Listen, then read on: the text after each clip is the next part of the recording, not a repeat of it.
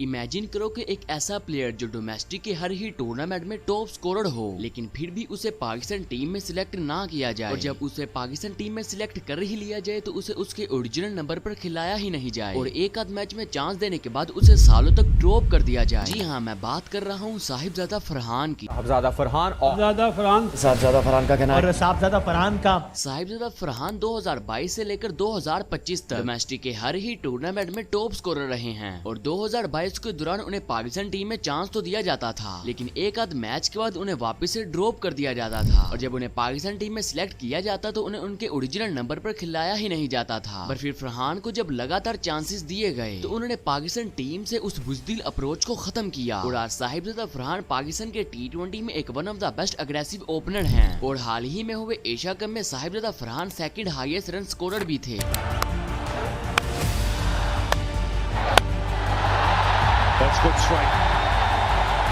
तो चलिए जानते हैं दी journey of Sahibzada Farhan.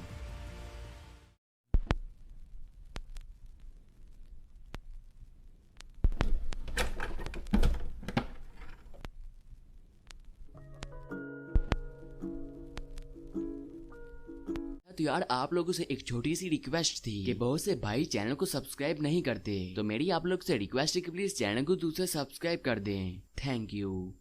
Sahibzada Farhan 6 March 1996 को खैबर पख्तूनख्वा के एक छोटे से शहर में पैदा हुए। अब फरहान को बचपन से ही क्रिकेट खेलने का काफी शौक था, और अपनी अर्ली लाइफ में Sahibzada Farhan tape ball cricket खेला करते थे। अब साहिबजादा फरहान की एक ख्वाहिश थी कि वो प्रोफेशनल क्रिकेट खेलें, पर जैसा कि हम सब लोग ही जानते हैं कि पाकिस्तान के बहुत से छोटे शहरों में क्रिकेट क्लब नहीं है, इसलिए साहिबजादा फरहान अपनी अर्ली लाइफ में अपने इस सपने को पूरा नहीं कर पा रहे थे। फिर 2008 में साहिबजादा फरहान की फैमिली पेशावर शिफ्ट हो गई, और फिर पेशावर में साहिबजादा फरहान ने एक क्रिकेट क्लब ज्वाइन कर लिया, और इस क्रिकेट क्लब में साहिबजादा फरहान तकरीबन 2 साल तक एज आ फास्ट बॉलर खेलते रहे, लेकिन फास्ट बॉलिंग में साहिबजादा फरहान को इतनी सक्सेस नहीं मिली, जिसकी वजह से साहिबजादा फरहान ने बैटिंग करनी शुरू कर दी। एंड फिर साहिबजादा फरहान ने 1 अक्टूबर 2016 को कायदे-ए-आज़म ट्रॉफी में अपना फर्स्ट क्लास डेब्यू किया, पर इनका डेब्यू सीजन कुछ खास नहीं गया, और वे इस साल कायदे-ए-आज़म ट्रॉफी में कुछ खास परफॉर्म नहीं कर पाए। पर इसके बाद साहिबजादा फरहान को 2017 में पाकिस्तान कप में खेलने का मौका मिला, एंड बलूचिस्तान की तरफ से खेलते हुए साहिबजादा फरहान ने इस टूर्नामेंट में सबसे हाईएस्ट रन स्कोर किए। साहिबजादा फरहान ने इस टूर्नामेंट में 331 रन बनाए थे। अब पाकिस्तान कप में शानदार परफॉर्म करने की वजह से साहिबजादा फरहान को PSL में अपना डेब्यू करने का मौका मिल गया, और 2018 के PSL एडिशन में इस्लामाबाद ने साहिबजादा फरहान को पिक कर लिया। बट इस साल साहिबजादा फरहान पूरे तरीके से फ्लॉप रहे। इस पूरे ही PSL सीजन में साहिबजादा फरहान कुछ खास परफॉर्म नहीं कर पाए, लेकिन चूंकि साहिबजादा फरहान डोमेस्टिक में काफी अच्छा परफॉर्म कर रहे थे, इसलिए PCB ने साहिबजादा फरहान को एक चांस दिया, और जिम्बाब्वे के अगेंस्ट टूर में साहिबजादा फरहान का भी नाम आ गया। बट जिम्बाब्वे के अगेंस्ट सीरीज में साहिबजादा फरहान को एक भी मैच खेलने का मौका नहीं मिला। बट ऑस्ट्रेलिया के अगेंस्ट साहिबजादा फरहान को अपना T20 डेब्यू करने का मौका मिल गया। बट अपने डेब्यू सीरीज की तीनों ही मैचेस में साहिबजादा फरहान पूरी तरीके से फ्लॉप रहे थे। अब अपने डेब्यू मैच को साहिबजादा फरहान यादगार नहीं बना पाए, और साहिबजादा फरहान अपने इंटरनेशनल डेब्यू मैच में डक पर ही आउट हो गए। एंड सेकंड मैच में साहिबजादा फरहान ने 39 रन की बारी खेली, बट इनका स्ट्राइक रेट काफी स्लो था। एंड इस सीरीज के थर्ड मैच में भी साहिबजादा फरहान कुछ खास परफॉर्म नहीं कर पाए। अब इस सीरीज में साहिबजादा फरहान ने बाबर आजम के साथ एज आ ओपनर खेला था, बट साहिबजादा फरहान इस सीरीज में पूरी तरीके से फ्लॉप रहे थे, जिसके बाद साहिबजादा फरहान को एक लंबे अरसे तक पाकिस्तान टीम से ड्रॉप कर दिया गया था। एंड इसके बाद साहिबजादा फरहान डोमेस्टिक क्रिकेट खेलने लगे, लेकिन डोमेस्टिक में भी साहिबजादा फरहान कुछ खास परफॉर्म नहीं कर पा रहे थे। बट फिर शुरुआत हुई साल 2022 की, और इस साल Sahibzada Farhan national T20 cup के टॉप रन स्कोरर थे। साहिबजादा फरहान ने इस टूर्नामेंट में 447 रन बनाए थे, और साहिबजादा फरहान को इस साल प्लेयर ऑफ द टूर्नामेंट का अवार्ड भी दिया गया था। बट इसके बावजूद साहिबजादा फरहान को पाकिस्तान टीम में सिलेक्ट नहीं किया जा रहा था, क्योंकि इस दौरान बाबर और रिजवान पाकिस्तान टीम के लिए काफी अच्छा परफॉर्म कर रहे थे, जिसकी वजह से पाकिस्तान के किसी दूसरे यंगस्टर को आगे आने का मौका नहीं मिल पा रहा था। बट इसके बावजूद साहिबजादा फरहान को 1-2 मैचेस में खेलने का मौका मिला, बट साहिबजादा फरहान उस तरीके से डिलीवर नहीं कर पाए, और वो नाकाम हो गए, जिसके बाद फरहान को एक दफा फिर से पाकिस्तान टीम से ड्रॉप कर दिया गया। एंड इसके बाद 2023 के नेशनल T20 कप में भी साहिबजादा फरहान ने काफी अच्छा परफॉर्म किया, लेकिन फरहान को एक दफा फिर से इग्नोर कर दिया गया। डोमेस्टिक में इतना अच्छा परफॉर्म करने के बावजूद साहिबजादा फरहान को इंटरनेशनल में मौका नहीं दिया जा रहा था। बट इसके बाद साहिबजादा फरहान को 2024 में दोबारा से इंटरनेशनल पर मौका दिया गया,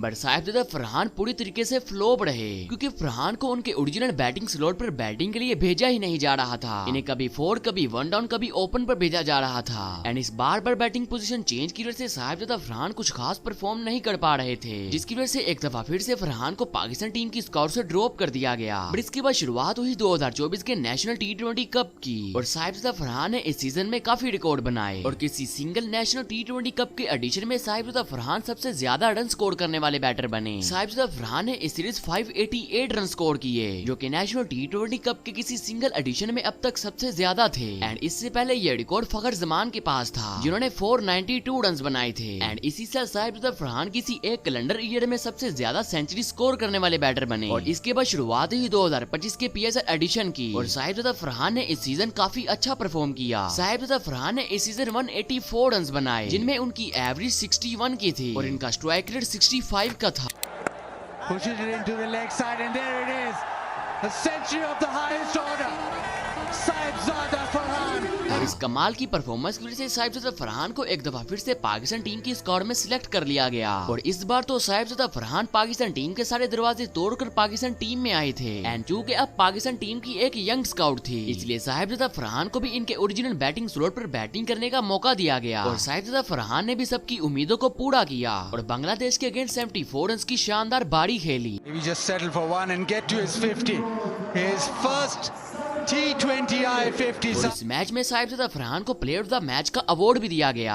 एंड इसके बाद पाकिस्तान टीम ने बांग्लादेश का टूर किया और इस टूर के लास्ट मैच में साहिबजादा फरहान को चांस दिया गया और इस पूरी ही सीरीज में पाकिस्तानी बैटर्स काफी स्ट्रगल कर रहे थे, बट साहिबजादा फरहान ने पाकिस्तान टीम को काफी अग्रेसिव स्टार्ट दिया। एंड इसके बाद वेस्ट इंडीज के अगेंस्ट भी साहिबजादा फरहान ने काफी अच्छा परफॉर्म किया और इसके बाद ट्राई नेशन सीरीज में भी साहिबजादा फरहान की परफॉर्मेंस कंटिन्यू रही और फिर शुरुआत हुई 2025 के एशिया कप की और साहिबजादा फरहान इस एशिया कप में सेकंड हाईएस्ट रन स्कोरर बने और इंडिया के अगेंस्ट 3 मैचेस में साहिबजादा फरहान ने 2 50 बनाई। And a fifth T20 half century for Saibzada Farhan. It's at the upper level as well, and it's also 50 runs. That's his fourth. Really good work from Farhan. 51 of 34. इस Asia cup में साहिबजादा फरहान ने बुमराह को छक्के भी लगाए। अब ये चीज सुनने में तो काफी सिंपल है कि साहिबजादा फरहान ने किसी बॉलर को छक्के लगाए। साहिबजादा फरहान पाकिस्तानी बैट्समैन बना जिसने बुमराह को छक्का लगाया। Oh, despite Fakhar Zaman gone. Just like that. Another handsome hit. That's good strike. But आपको जानकर हैरानी होगी कि बुमराह को आज से पहले किसी भी पाकिस्तानी बैटर ने छक्का नहीं लगाया था। बुमराह ने तकरीबन 400 बॉल पाकिस्तान के अगेंस्ट की है और किसी भी बैटर ने बुमराह को छक्का नहीं लगाया। बट साहिबजादा फरहान बुमराह को प्रेशर फ्री होकर खेलते रहे और इंडिया के अगेंस्ट तीनों ही मैचेस में साहिबजादा फरहान ने पाकिस्तान टीम को स्टार्ट काफी अच्छा दिलवाया। इस एशिया कप में पाकिस्तान टीम के बैटर्स की परफॉर्मेंस काफी खराब रही थी, बट पाकिस्तान टीम को एक बहुत बड़ा पॉजिटिव मिला और वो था साहिबजादा फरहान की परफॉर्मेंस, क्योंकि जहाँ पाकिस्तान के बाकी बैटर्स काफी स्ट्रगल कर रहे थे, वहीं साहिबजादा फरहान जैसे बायलैटरल सीरीज में परफॉर्म कर रहे थे, वैसे ही उन्होंने एशिया कप में बड़े टूर्नामेंट में अपनी परफॉर्मेंस को जारी रखा। और ऐसा पास्ट में हमें काफी कम देखने को मिला है कि जहां पाकिस्तानी बैटर्स बायलैटरल सीरीज में तो काफी अच्छा परफॉर्म करते हैं, पर जब बारी आती है बड़े टूर्नामेंट में परफॉर्म करने की तो वो फ्लॉप हो जाते हैं। पर साहिबजादा फरहान के केस में ऐसा नहीं हुआ, वो बायलैटरल सीरीज में भी अब काफी अच्छा परफॉर्म कर रहे हैं और एशिया कप में भी उनकी परफॉर्मेंस काफी अच्छी रही है और उम्मीद है कि आगे आने वाले मैचेस में भी साहिबजादा फरहान काफी अच्छा परफॉर्म करेंगे। साहिबजादा फरहान पास्ट में अगर फ्लॉप हुए थे तो उसका सबसे बड़ा रीजन ये था कि उन्हें उनके ओरिजिनल बैटिंग पोजीशन पर खिलाया ही नहीं जा रहा था, जिसकी वजह से साहिबजादा फरहान फ्लॉप ही रहते थे। पर जब फरहान को उनके ओरिजिनल बैटिंग नंबर पर खिलाया गया तो उनकी परफॉर्मेंस हम सबके सामने है। तो अब उम्मीद है कि साहिबजादा फरहान आने वाले मैचेस में भी पाकिस्तान के लिए ऐसे ही परफॉर्म करें। बहरहाल इस हवाले से आप लोगों का क्या कहना है मुझे कमेंट बॉक्स में जरूर से बताना। एंड अगर आप लोग को वीडियो अच्छी लगी हो तो लाइक जरूर से कर देना और चैनल को जरूर से सब्सक्राइब कर देना ऐसी ही वीडियोस को देखने के लिए। एंड आप लोग को बताना था कि हम लोग का एक व्हाट्सएप चैनल भी है, तो अगर आप लोगों ने अभी तक ज्वाइन नहीं किया तो लिंक आपको डिस्क्रिप्शन बॉक्स में देखने को मिल जाएगा, फटाफट जाकर ज्वाइन कर लो। बाकी मैं मिलता हूँ आप लोग से नेक्स्ट वीडियो में, तब तक के लिए मेरी तरफ से सभी लोगों को अल्लाह हाफिज।